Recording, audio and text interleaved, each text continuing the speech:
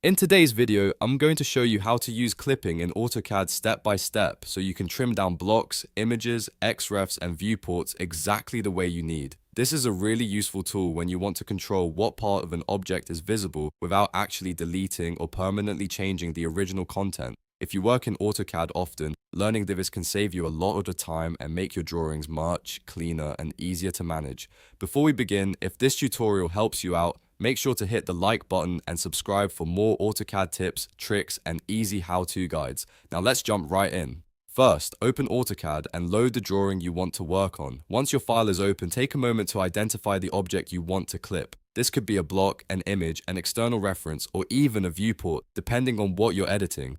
The next step is to use the correct command for the type of object you selected. If you're clipping a block or an xref, type xclip into the command line and press enter. If you're working with an image, type imageclip and press enter. And if you want to clip a viewport, use the vpclip command instead. AutoCAD uses these different commands because each object type handles clipping a little differently, but the process is still very similar. After entering the command, AutoCAD will ask you to select the object you want to clip. Click on the block, image, xref, or viewport you want to modify, then press enter to confirm your selection. This tells AutoCAD exactly which object you want to create a clipping boundary for. Next, AutoCAD will give you options for creating the clipping area. Choose New Boundary. This is the option that lets you define a fresh clipping shape around the part of the object you want to keep visible. Once you choose New Boundary, you'll need to pick the boundary type. If you want a simple clean edge, choose Rectangular.